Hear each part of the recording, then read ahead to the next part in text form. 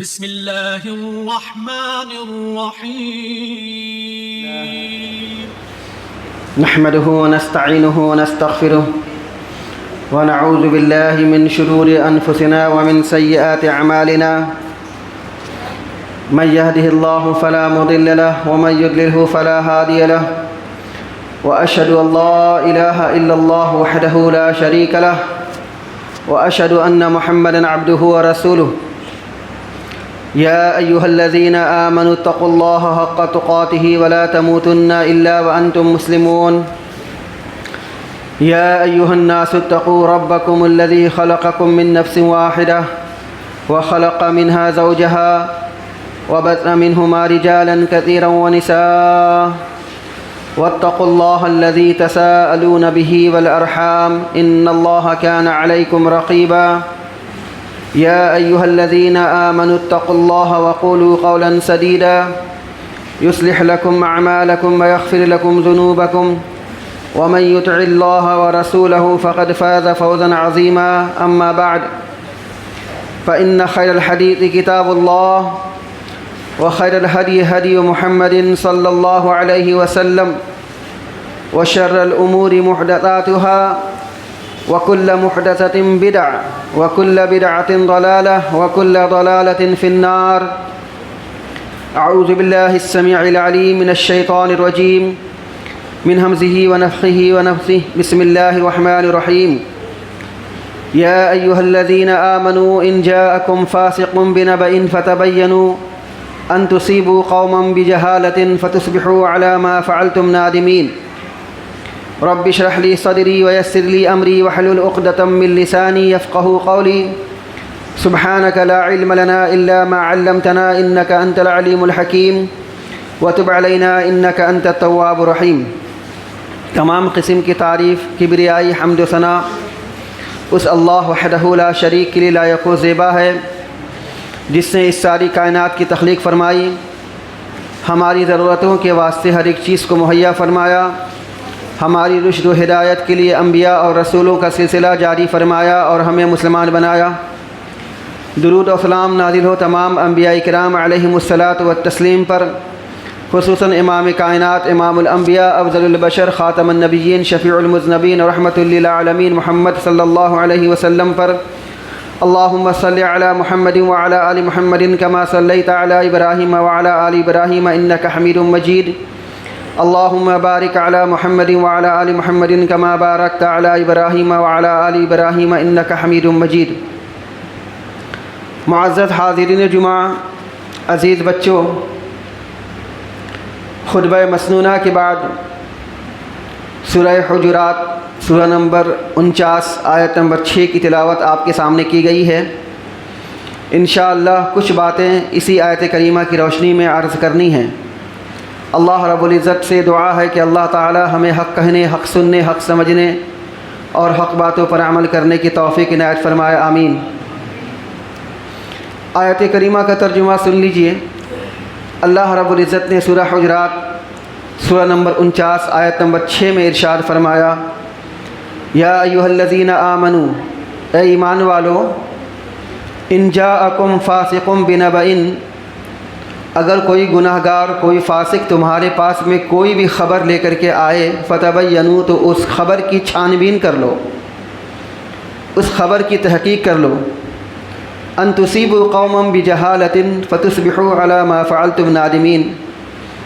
ایسا نہ ہو کہ تم اس خبر کی چھان بین نہ کرو، اس خبر کی تحقیق نہ کرو یا اس کی حقیقت کو نہ جانو، اور بغیر حقیقت کو جانے ہوئے تم کسی قوم پر ظلم کر بیٹھو، اس کے بعد پھر اپنے کیے پر شرمندہ ہو کہ بیکار میں نے ایسا کام کر لیا. اس آیت کریمہ میں اللہ رب العزت نے مومنوں کو جو باتیں بتلائی ہیں وہ ہماری زندگی سے بہت ہی قریب ہے، اور وہ یہ کہ آدمی کوئی سا بھی خبر سنے یا کوئی بھی بات سنے تو بغیر اس کی تحقیق کیے اس کو حقیقت نہ جانے. مثال کے طور پر کسی کے تعلق سے اگر آپ کو خبر دی جا رہی ہے تو اس کے سلسلے میں اپنی رائے اچھائی یا برائی قائم کرنے سے پہلے اس کے بارے میں حقیقت کو جان لینی چاہیے کہ آیا خبر دینے والا سچ بول رہا ہے یا جھوٹ بول رہا ہے۔ ایسا نہ ہو کہ جس آدمی کے بارے میں ہمیں خبر دی جا رہی ہے وہ آدمی اس لائق نہ ہو، اور پھر جب بعد میں پتہ چلے کہ او ہو ہم نے تو اس آدمی کے سلسلے میں ایسا سنا تھا لیکن یہ آدمی ایسا نکلا، تو آپ کو شرمندگی اٹھانی پڑے۔ اس لیے کسی بھی خبر کے تعلق سے، کسی بھی بات کے تعلق سے آپ کو بہت اچھے طریقے سے چھان پٹک کر لینی چاہیے۔ تو اس آیت کریمہ کے روشنی میں ہمیں محرم الحرام اور اس کے اندر میں جو چیزیں ہیں اس کے تعلق سے جو باتیں بتلائی جاتی ہیں، یا یوٹیوب پر بیٹھ کر کے مولوی صاحب جو صحابہ کے بارے میں بتلاتے ہیں، خاص کر کے آج کی تاریخ میں یزید کے تعلق سے جو باتیں بتلائی جاتی ہیں اس کی تحقیق اچھی طریقے سے ہو جانی چاہیے۔ اب یوٹیوب پر مولوی صاحب بڑی بڑی کتابوں کو اپنے سامنے رکھ کر کے یزید کو سب و ستم کا نشانہ بناتے اور اس کی آڑ میں صحابہ کرام رضی اللہ تعالی عنہم اجمعین کو نشانہ بناتے، تو ہمیں اس کی تحقیق کر لینی چاہیے کہ یوٹیوب پر بیٹھ کر کے مولوی صاحب جھوٹ بول رہا ہے یا اس کی کچھ حقیقت بھی ہے۔ آپ نے اس کی باتوں کو سن لیا، سن کے یقین بھی کر لیا اور آگے فارورڈ بھی کر دیا۔ قرآن کریم کی اس آیت کی روشنی میں آپ نے اس کی کوئی تحقیق نہیں کی۔ ہو سکتا ہے مولوی صاحب اپنے خنس نکال رہے ہوں، یا ہو سکتا ہے مولوی صاحب سے اجتہادی غلطی بھی ہو رہی ہو، ان کے علم میں جتنی بات ہے وہ آ کر کے بیان کر رہے ہیں، ان کی تحقیق بس اتنا ہی تک ہے، اس سے آگے ان کی کوئی تحقیق نہیں ہے۔ وہ کیا کہہ رہے ہیں، خنس نکال رہے ہیں یا اپنی اجتہادی ان کی غلطی ہے، یہ اس سے کوئی مطلب نہیں ہے۔ مطلب یہ ہے کہ اگر آپ کو کسی بھی مسلمان کے تعلق سے کوئی بات خبر مل رہی ہے، کوئی بات پہنچ رہی ہے، تو آپ اس پر کوئی رائے قائم کرنے سے پہلے اس کی اچھی طریقے سے تحقیق کر لیجیے۔ یہ بہت ہی بڑی ذمہ داری ہم مسلمانوں پر ہے۔ ہم نے اس کی تحقیق کی نہیں ہے، ہم نے اس کو جانا اور پہچانا نہیں ہے، چھان پٹک نہیں کی ہے، اس لیے آج سارا معاملہ محرم الحرام کے تعلق سے پھیلا ہوا ہے۔ چھان پٹک کرنا، تحقیق کرنی بہت ضروری ہے۔ تو آپ کو سمجھ لینا چاہیے کہ یہ محرم الحرام کا مہینہ ہے، یہ حرمت کا مہینہ ہے، یہ اسلامی کیلنڈر کا سب سے پہلا مہینہ ہے۔ سال کی شروعات اسی مہینے سے ہوتی ہے، جس طریقے سے انگریزی کیلنڈر کی شروعات جنوری کے مہینے سے ہوتی ہے۔ اب وہاں معاملہ یہ پایا جاتا ہے کہ جو دنیا پرست لوگ ہیں، مفاد پرست لوگ ہیں، مادہ پرست لوگ ہیں، جو اپنے آپ کو ماڈرن اسلام کے نظریے سے لوگوں کو دیکھتے ہیں اور پیش کرتے ہیں، جب جنوری کا مہینہ آتا ہے لوگوں میں فارورڈ کرتے happy new year, happy new year. اس کا دیکھا دیکھی ہمارے یہاں مسلمانوں میں بھی یہ چیز پائی جاتی ہے کہ جب بھی محرم الحرام کے مہینے کی شروعات ہوتی ہے تو لوگوں میں اس بات کو فارورڈ کرتے ہیں، نیا سال، نیا اسلامی سال آپ کو مبارک ہو۔ یہ بدعات اور خرافات میں سے ہیں۔ یہ غیر مسلمانوں کا طریقہ ہے کہ غیر مسلمان اپنے لوگوں کو نیو ہیپی ایئر یا نئے سال کی مبارکبادی دیتے۔ ہمارے یہاں اس چیز کی کوئی گنجائش نہیں ہے۔ ہمارے نوجوان اس چیز کو اچھی طریقے سے سمجھ لیں کہ آج واٹس ایپ میں، فیس بک میں، ٹویٹر میں اور بہت سارے سوشل میڈیا پہ نئے اسلامی سال کے پیغامات آپ کو موصول ہوتے ہیں، آپ بھی دیکھتے ہیں اور آپ کیا کرتے ہیں، آگے فارورڈ کر دیتے ہیں۔ یہ ہمارا اسلامی طریقہ نہیں ہے۔ سب سے پہلی بات بہت سختی کے ساتھ آپ اس چیز کو اپنائیے. اگر کوئی آپ کو فارورڈ کرتا ہے تو سامنے والوں کو سمجھائیے یہ بدعت ہے، یہ خرافات ہے، یہ ہمارا طریقہ نہیں ہے، یہ ہمارا اسلامی طریقہ کلچر نہیں ہے. دوسری بات، اس محرم الحرام کے تعلق سے جو باتیں کی جاتی ہیں یا جو خرافات کیا جاتا ہے اس کا حقیقت سے کوئی تعلق نہیں، کوئی واسطہ نہیں. اسی لیے آیت کریمہ کے اندر میں کہا گیا ہے کہ اس محرم الحرام کے تعلق سے اور اس میں ہونے والے جو واقعات ہیں اس کے تعلق سے آپ چھان پٹک کر لیجیے. ایسا نہ ہو کہ آپ بھی اس میں گرفت میں آ جائیں.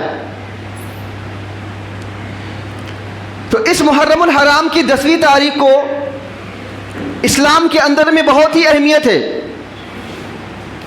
محرم الحرام کی 10 تاریخ یہ بہت اپنے آپ میں فضیلت والا دن ہے. حقیقت یہ ہے، صحیح بخاری وغیرہ کی روایت میں ہے کہ محرم الحرام کی 10ویں تاریخ کو موسیٰ علیہ الصلاۃ والتسلیم نے روزہ رکھا تھا، اور ان کی اتباع میں ان کی قوم یہودی بھی روزہ رکھتی تھی. یہودیوں سے جب پوچھا گیا کہ آپ آج کے دن میں روزہ کیوں رکھتے ہیں، تو یہودیوں نے جواب دیا کہ اللہ سبحانہ و تعالی نے موسیٰ علیہ الصلاۃ والتسلیم اور ان کے رفقا اور ان کے اصحاب پر احسان کیا. احسان یہ کیا کہ اللہ سبحانہ و تعالی نے موسیٰ علیہ الصلاۃ والتسلیم اور ان کی قوم کو فرعون کی غلامی اور اس کے ظلم سے نجات دی تھی، جس کی وجہ سے موسیٰ علیہ الصلاۃ والتسلیم نے اللہ رب العالمین کے احسان کو بجا لاتے ہوئے روزہ رکھا تھا. اس سے یہ پتہ چلا کہ ہمارے یہاں خوشی کا تصور یہ ہے کہ اللہ سبحانہ و تعالیٰ کی عبادت کی جائے. ہمارے اسلام میں غم منانے کا صرف 3 دن کے علاوہ اور کوئی تصور نہیں ہے، اور وہ بھی ایک حد ہے جس کی تاکید حدیثوں کے اندر میں کی گئی ہے کہ 3 دن سے زیادہ کوئی آدمی سوگ نہ منائے، کوئی ماتم نہ منائے، کوئی نوحہ نہ کرے، کوئی غم نہ منائے. ہمارے اسلام میں کسی بھی کی وفات پر یا کسی کی غم زدہ باتوں پر 3 دن سے زیادہ سوگ منانے کا تصور نہیں ہے.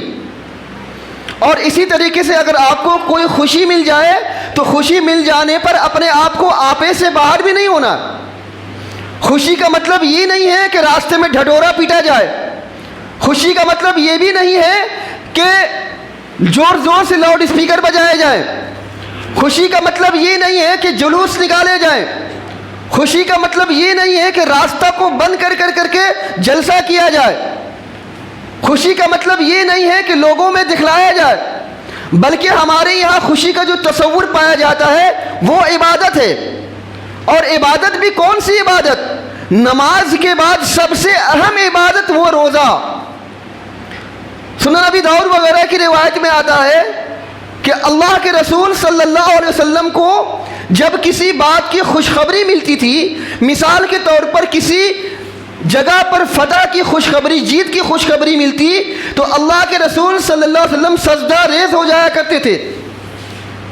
تو ہمارے یہاں یہ پتہ چلا کہ خوشی کا تصور اللہ سبحانہ و تعالیٰ کی عبادت ہے. اور اللہ کے رسول صلی اللہ علیہ وسلم بھی اس دن روزہ رکھا کرتے تھے، اور باقاعدہ اپنی امت کو اس بات کی تاکید کی کہ محرم الحرام کی 10ویں تاریخ کو روزہ رکھیں. اور جب اللہ کے رسول صلی اللہ علیہ وسلم سے پوچھا گیا کہ 10ویں تاریخ کو روزہ رکھنا کیسا ہے، اس کی کیا اہمیت ہے، آپ صلی اللہ علیہ وسلم نے ارشاد فرمایا یکفر السنۃ الماضیہ، جو آدمی 10ویں محرم الحرام کے روزے رکھتا ہے اللہ سبحانہ و تعالیٰ اس کے پچھلے سارے گناہوں کا کفارہ بنا دیتا ہے. پچھلے 1 سال کے چھوٹے چھوٹے گناہ اس کے معاف کر دیے جاتے ہیں صرف 1 دن کا روزہ رکھنے سے. اور یہودیوں کی مخالفت میں صحیح مسلم کی روایت کے مطابق مسلمان کو چاہیے کہ وہ 9 اور 10ویں تاریخ کا روزہ رکھے. مسند احمد وغیرہ کی روایت میں آتا ہے کہ 10 اور 11 تاریخ کا روزہ رکھے. وہ ضعیف حدیث ہے، البتہ اس کا ضعف یا اس کا کمزور ہونا بہت ہی ہلکا اور بہت ہی خفیف ہے، اور اسی سلسلے میں علماء کا اختلاف ہے، لیکن 9 تاریخ اور 10ویں تاریخ کا تمام امت کا اتفاق ہے کہ یہودیوں کی مخالفت میں 9 تاریخ اور 10ویں تاریخ کا روزہ رکھا جائے۔ یہ حقیقت ہمارے مسلمانوں بھائیوں کو شاید ہی پتہ ہو۔ ہاں یہ پتہ ہے کہ محرم الحرام کا مہینہ جیسے آیا ہے ڈھول لے کر کے راستے میں نکل جائے گا۔ محرم الحرام کا مہینہ جیسے آیا جائے نیاز اور فاتحہ کا دور شروع ہو جائے۔ محرم الحرام کا مہینہ جیسے آئے مجلس منعقد کی جانے لگے، 10 تاریخ تک لگاتار، 1 تاریخ سے لے کر کے 10 دن تک لگاتار جلسہ منعقد کرنا، محفلیں منعقد کرنا۔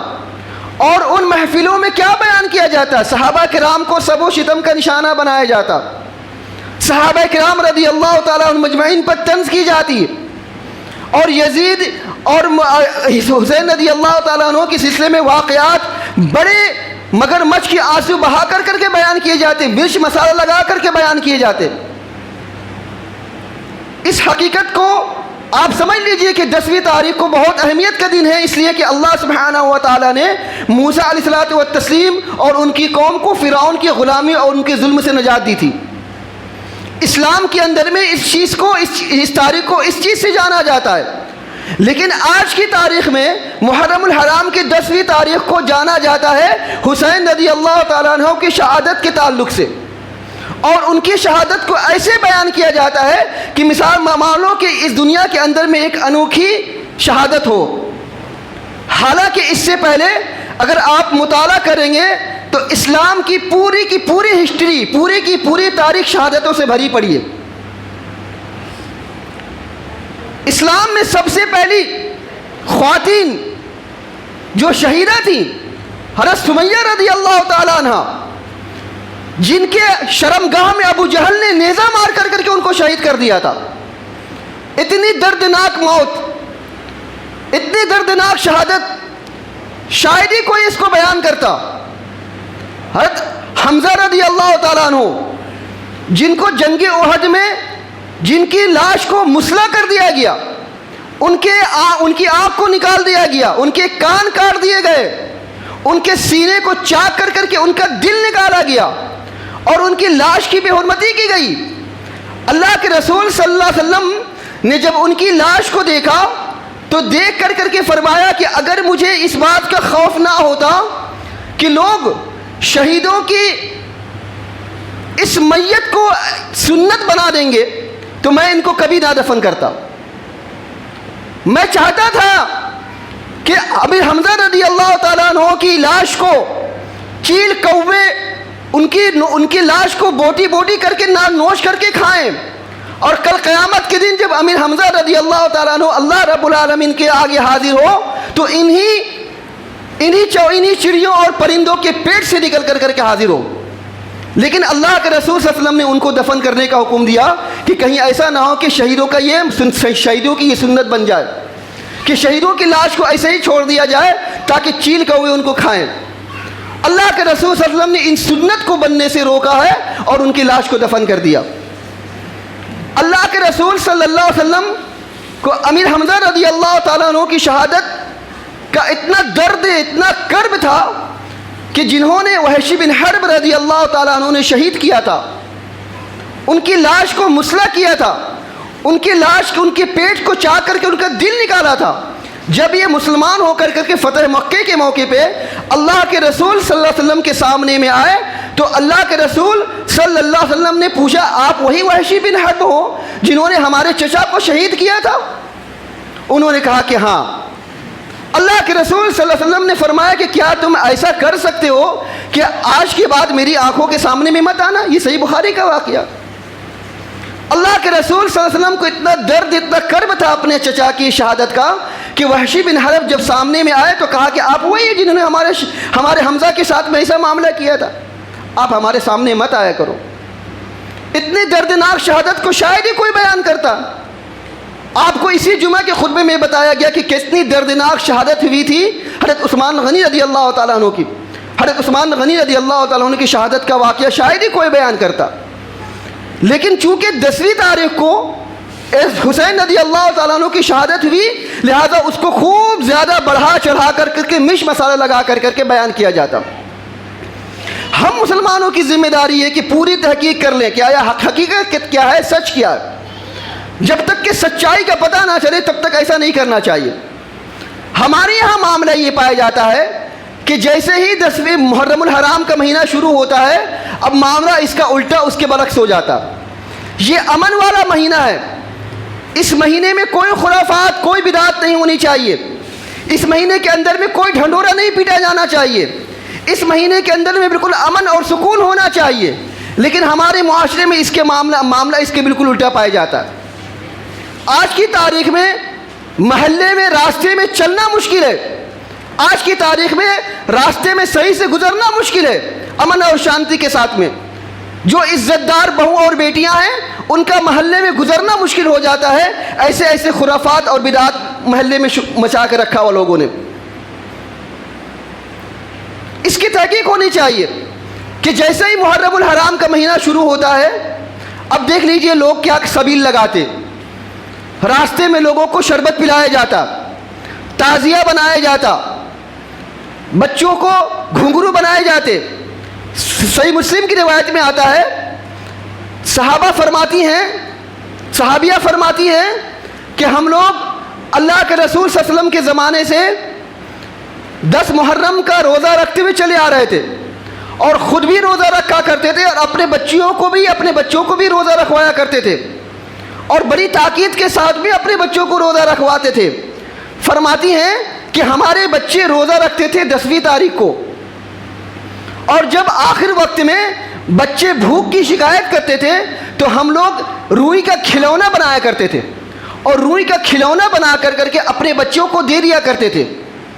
ہمارے بچے روئی کا کھلونا لے کر کے کھیلتے تھے اور اسی میں مست ہو جایا کرتے تھے، بھوک کو بھول جایا کرتے تھے، یہاں تک کہ افطار کا وقت ہو جایا کرتا تھا۔ تو ایسے مائیں اپنے بچوں کو 10 تاریخ کا روزہ رکھوایا کرتی تھی، لیکن آج کی تاریخ میں ہماری مائیں اپنے بچوں کو کمر میں گھنگرو بنواتی ہیں، آج کی تاریخ میں ہماری مائیں اپنے بچوں کو ڈھول تاشا دیتی ہیں، آج کی تاریخ میں ہماری مائیں اپنے بچوں کو ہرا کپڑے پہنا کر کے کربلا کے مزار پہ جا کے سجدہ کرواتی ہیں، درگاہ میں سجدہ کرواتی ہیں۔ یہ ہماری ماؤں کا حال ہے۔ آج ہمارے یہاں معاشرے میں یہ چیز پائی جاتی ہے کہ تعزیہ بنایا جاتا۔ ہمارے ان نوجوان جن کے ہاتھوں میں قلم اور کتابیں ہونی چاہیے، جن کے ہاتھوں میں قرآن و حدیث کی کتابیں اور فقہ کی کتابیں ہونی چاہیے، ان کے ہاتھ میں تعزیہ کے سامان ہیں، ان تعزیوں کو بنایا جاتا ہے وہ مسلمان نوجوان۔ یہ سارا کا سارا معاملہ اگر آپ دیکھیں گے تو یہ عباسی خلیفہ کے جو ایک شیعہ وزیر تھے جن کا نام معز الدولہ تھا، 352 ہجری میں شہادت حسین کی یادگار منانے کے لیے یوم عاشورہ مقرر کیا تھا۔ ایک شیعہ وزیر نے اس چیز کو فروغ دیا اور باقاعدہ جامع مسجد بغداد پر صحابہ کرام رضی اللہ تعالیٰ عنہم اجمعین کو گالیاں دینے کا رواج شروع کیا گیا۔ تب سے لے کر کے آج تک ان شیعہ وزیر کا آج دین ہے کہ آج ہمارے مسلم معاشرے کے اندر میں یہ سارے بدعات و خرافات پائی جا رہی ہیں۔ یہ سارے بدعات و خرافات یہ وہ سب لوگ جو کر رہے ہیں، یہ کوئی غیر مسلمان نہیں کر رہا، کوئی یہودی نہیں کر رہا، کوئی نصارہ نہیں کر رہا، کوئی بے دین نہیں کر رہا، بلکہ مسلمان کر رہے ہیں۔ اور مسلمان میں وہ جو اپنے آپ کو اہل سنت والجماعت کہتے ہیں، اہل سنت والجماعت کے جتنے بھی بڑے بڑے ائمہ ہیں کسی کا بھی یہ قول نہیں ہے۔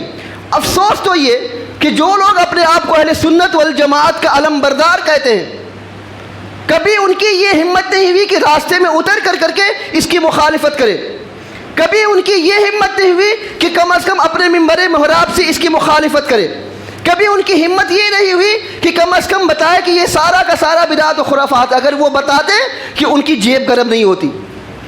یہ سارا کا سارا معاملہ ہمارے آج مسلم معاشرے کے اندر میں چل رہا ہے، لیکن اہل سنت والجماعت کے علمبردار بولنے کو تیار نہیں۔ ہمیں چاہیے جو کر رہے جن کا جو ظرف ہے کرنے دیجئے۔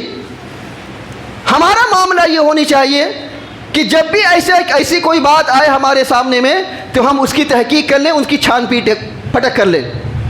ہمارے یہاں معاملہ یہ پایا جاتا ہے کہ بتایا یہ جاتا ہے کہ حضرت علی رضی اللہ تعالیٰ عنہ اور حضرت معاویہ رضی اللہ تعالیٰ عنہ کے درمیان میں جو جنگ ہوئی تھی یہ حق اور باطل کی جنگ ہوئی تھی، نعوذ باللہ من ذالک۔ حضرت علی رضی اللہ تعالیٰ عنہ تو حق پر تھے اور حضرت معاویہ رضی اللہ تعالیٰ عنہ یہ ناحق پر تھے، نعوذ باللہ من ذالک، یہ باطل پر تھے۔ حق اور باطل کی لڑائی ہو رہی تھی اور اس کی آڑ میں معاویہ رضی اللہ تعالیٰ عنہ کو سب و ستم کا نشانہ بنایا جاتا اور معاشرے کے اندر میں یہ چیز فروغ دی جاتی، یہ چیز پھیلائی جاتی ہے کہ حق اور باطل کی جنگ تھی۔ اگر حق اور باطل کی جنگ، ایک روایت پیش کی جاتی جو کہ صحیح بخاری کی روایت میں عمار رضی اللہ تعالیٰ عنہ کے سلسلے میں، کہ عمار رضی اللہ تعالیٰ عنہ کو جو قتل کرے گا وہ باغی گروہ قتل کرے گا۔ کیا بغاوت اتنا بڑا جرم ہے کہ اس کو اسلام سے خارج کر دیا جائے؟ کیا بغاوت اتنا بڑا جرم ہے کہ اس کو باطل پر بولا جائے؟ اگر یہی بات ہوتی تھی تو عثمان غنی رضی اللہ تعالیٰ عنہ کی خلافت کو جو لوگ معزول کرنے کے لیے آئے تھے اور حضرت عثمان غنی رضی اللہ تعالیٰ عنہ سے کہا گیا تھا کہ اگر آپ کا حکم ہو تو ان باغیوں کا سر کچل دیا جائے، تو حضرت عثمان غنی رضی اللہ تعالیٰ عنہ نے فرمایا تھا کہ میں مسلمانوں کے درمیان میں خون خرابہ نہیں چاہتا۔ ان باغیوں کو بھی عثمان غنی رضی اللہ تعالیٰ عنہ باقاعدہ مسلمان سمجھتے تھے، اور معاویہ رضی اللہ تعالیٰ عنہ گرچہ بغاوت پر تھے اور وہ ان کا بغاوت کا معاملہ یہ تھا کہ وہ حضرت عثمان غنی رضی اللہ تعالیٰ عنہ کے خون کا قصاص چاہتے تھے۔ اسی پر جنگ جبل اور جنگ صفین کا معاملہ پیش آیا جس میں ہزاروں مسلمان شہید کر دیے گئے۔ یہ بہت لمبا اور تاریخی واقعہ ہے، احادیث کے اندر میں اور تاریخ کے اندر میں یہ ساری باتیں موجود ہیں۔ اگر آپ کو حقیقت جاننی ہے تو قرآن کریم کی اس آیت پر عمل کرتے ہوئے حقیقت جاننے کی کوشش کیجئے۔ کوئی یوٹیوب پر آ کر کے بولے معاویہ رضی اللہ تعالیٰ عنہ باطل پر تھے، نعوذ باللہ من ذالک، اس کی تصدیق مت کیجئے، اس کی تحقیق کر لیا کیجئے۔ اگر آپ کو اتنا ہی ماننا ہے تو آپ اٹھائیے۔ اللہ سبحانہ و تعالیٰ نے اسی سورہ حجرات کے اندر میں ارشاد فرمایا وَإِن طَائِفَتَانِ مِنَ الْمُؤْمِنِينَ اقْتَتَلُوا فَأَصْلِحُوا بَيْنَهُمَا فَإِن بَغَتْ إِحْدَاهُمَا عَلَى الْأُخْرَى۔ اللہ سبحانہ و تعالیٰ نے کہا کہ اگر مسلمانوں کی، مومنوں کی دو جماعتیں، ان میں سے ایک جماعت اگر باغی ہو جائے تو تم اس کی اصلاح کرو۔ اللہ سبحانہ و تعالیٰ نے اس آیت کریمہ کے اندر میں باغی جماعت کو کیا بولا؟ ایمان والا بولا، مسلمان بولا۔ ہماری یہ معاملہ یہ پایا تھا کہ صرف بغاوت پر ہم حق اور باطل کا معاملہ پیش کرتے ہیں۔ اور کیا فرمایا؟ صحیح بخاری کی روایت میں آتا ہے، اللہ کے نبی صلی اللہ علیہ وسلم نے ارشاد فرمایا حسن رضی اللہ تعالیٰ عنہ کے تعلق سے کہ حسن رضی اللہ تعالیٰ عنہ، یہ حسن یہ میرا یہ بیٹا سردار ہے، یہ مسلمانوں کی دو جماعتوں میں صلح کرائے گا۔ اللہ سبحانہ و تعالیٰ اس کے ذریعے سے مسلمانوں کی دو بڑی جماعتوں میں صلح کرا دے گا۔ اللہ کے رسول صلی اللہ علیہ وسلم نے کیا بولا؟ مسلمان کی دو جماعت۔ مسلمان کی دو جماعت سے مراد کیا ہے؟ معاویہ رضی اللہ تعالیٰ عنہ کی جماعت اور خود حضرت حسن رضی اللہ تعالیٰ عنہ کی جماعت۔ اللہ کے رسول صلی اللہ علیہ وسلم نے اس حدیث کے اندر میں دو جماعت کو مسلمان کہا، اور معاملہ یہ پیش آیا کہ حضرت حسن رضی اللہ تعالیٰ عنہ نے اپنی خلافت معاویہ رضی اللہ تعالیٰ عنہ کے سپرد کر دی اور اس طریقے سے خون خرابے سے قوم کو بچا لیا۔ تو اللہ کے رسول صلی اللہ علیہ وسلم نے یہاں بھی معاویہ رضی اللہ تعالیٰ عنہ کی جماعت کو مسلمان کہا، اور معاویہ رضی اللہ تعالیٰ عنہ کے سلسلے میں بہت ساری احادیث ہیں جو ان کی فضیلت سے تعلق رکھتی ہیں۔ لہذا مسلمان کو چاہیے کہ کچھ کہنے سے پہلے، کچھ سننے سے پہلے، کچھ باتوں پر عمل کرنے سے پہلے، کچھ باتوں پر اس چیز کو فارورڈ کرنے سے پہلے اس کی تحقیق اچھی طریقے سے کر لیا کریں۔ اسی طریقے سے یزید رحمہ اللہ کے تعلق سے جو باتیں بیان کی جاتی ہیں، ہم یزید رحمہ اللہ کے تعلق سے باتیں اس وجہ سے کہتے ہیں، اس وجہ سے ان کا دفاع کرتے ہیں کہ سنن جامع ترمذی کی روایت میں آتا ہے، اللہ کے رسول صلی اللہ علیہ وسلم نے ارشاد فرمایا، حدیث نمبر 1931، اللہ کے رسول صلی اللہ علیہ وسلم ارشاد فرماتے، ابو درداء رضی اللہ تعالیٰ عنہ راوی ہیں کہ جو شخص اپنے بھائی کی عزت سے اس چیز کو دور کر دے جو اسے عیبدار کرتی ہے، جو شخص اپنے بھائی کی عزت سے اس چیز کو دور کر دے جو اس کو عیبدار کرتی ہے، اللہ تعالیٰ قیامت کے دن اس کے چہرے کو جہنم کی آگ سے دور کر دے گا۔ یزید رحمہ اللہ علیہ، اگر آپ دیکھیں گے ان کی تاریخ کے سلسلے میں، ان کی سیرت کے سلسلے میں، تو بہت سارے واقعات آپ کو ایسے ملیں گے باقاعدہ امام ابن کثیر رحمۃ اللہ علیہ نے البدایہ والنہایہ میں یہ بات لکھی ہے کہ یزید کے تعلق سے ابن عساکر میں جو بھی باتیں ہیں ان کی مذمت میں اور ان کے بارے میں، وہ ساری کی ساری باتیں موضوع ہیں اور من گڑت ہیں، کوئی بھی حقیقت کو نہیں پہنچتی ہیں۔ اسی حقیقت جاننے کی کوشش کیجیے۔